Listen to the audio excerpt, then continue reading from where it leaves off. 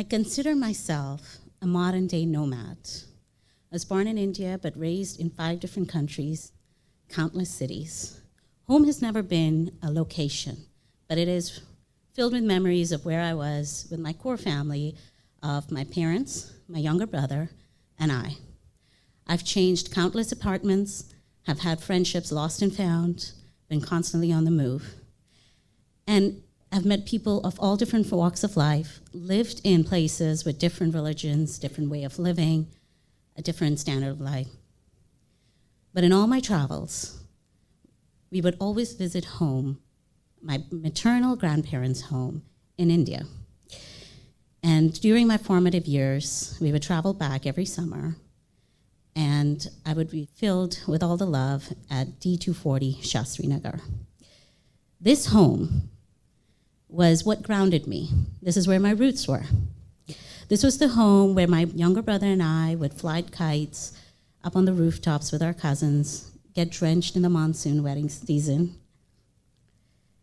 This is where I would hear my grandmother getting ready to cook our favorite dishes. It smells in the kitchen. She would volunteer me, unknowing to me, into the garden to help out with her plants, her trees. Manu and I would spend hours churning the cream of the unpasteurized milk into white butter, and it's delicious. We would hear Bollywood music streaming through everywhere. We would learn the Bollywood music, the dances, the latest fashion, go shopping. I would hear my grandfather give us history lessons of the partition between India and Pakistan.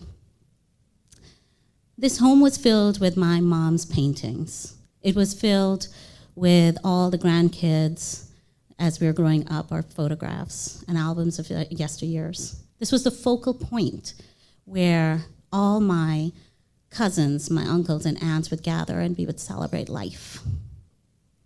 This place was a sanctuary of sorts for my parents and my brother and I. And I knew no matter how much time I'd spent away from it or how long it had been since I got home, I would always be greeted with the tangible love of my grandparents. And my grandfather would write to me wherever I was in the world. And I would get excited that here comes a letter with a return address of D240 Shastri Nagar. Because I knew it carried his love, and I knew it carried tidbits of how life was changing. And over the years, as the letters grew shorter in length and further apart, I knew another change was coming, and I was okay with it. I knew this was a circle of life, and when my grandparents passed away, I wasn't there in person, but I had said goodbye to them in my mind. That was their time to move on, and they had led beautiful, long lives, and I had made peace with it.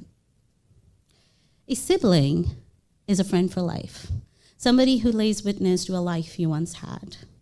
For me, my younger brother was my companion through my travels of my nomadic journey, through moving from deserts into snow-covered mountains, from plus 45 degrees to negative 45 degrees Celsius.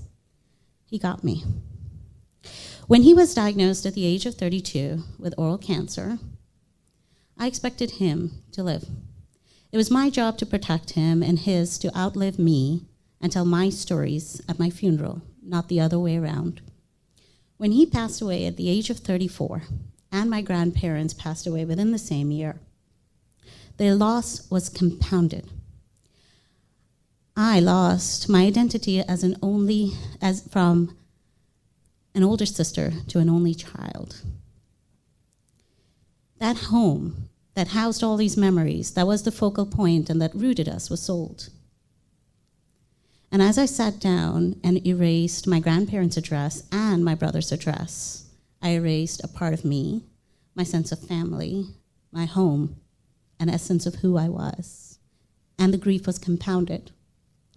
When you go through grief, your mind doesn't know what your body has been through. It kind of hits you a little bit afterwards. I did not get a chance to take my brother shopping for items for his new house.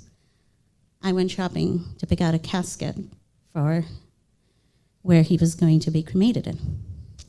I did not get to go buy a Sarah, which is a headpiece at the time of the wedding, where the groom gets to put on by his sister. Instead, I picked his suit that he was going to be cremated in. I didn't get to cradle his babies. I cradled his ashes. My kids did not get to perform the latest Bollywood songs at his wedding. And I did not get to write a speech to embarrass him at his wedding. I wrote a eulogy. And my kids performed for his celebration of life. And I had to tell these kids that this is the circle of life, that we are not guaranteed how much time we are given to spend with someone, and that time is our most precious commodity, and to be wise who and how you spend time with. I felt angry at God, for I felt betrayed. Instead, I turned to the universe. I cried into it, I yelled into it, and I whispered into it. Eventually, my parents, my husband, my kids released Manu's ashes back into the universe, releasing Manu into the elements of fire, earth, wind, and water, and his soul to another journey. And through all my travels, through all the people I've met, what I've realized is that through the trials and tribulations of life, through all of it, the core of it is your family. And family doesn't have to be just blood. And that we're all similar. We may be different in certain ways, but in the end, we're really all similar. And love unites us all. And that all the grief that I felt was all the love that I have. And now I still ride the waves of grief day by day. At times it hits me hard like a tsunami, taking my breath away. And at times it's flow of gentle tears, and times it's flicker of happy memories. I have made peace with it, and I have accepted it as the universe has allowed me to. But now I create a new home, laying new roots, creating a new family, retaining of whatever I have learned in my nomadic journey, and whatever I remember of the days of my youth at D240 Shastrinagar, into my children and into the future generation. Thank you.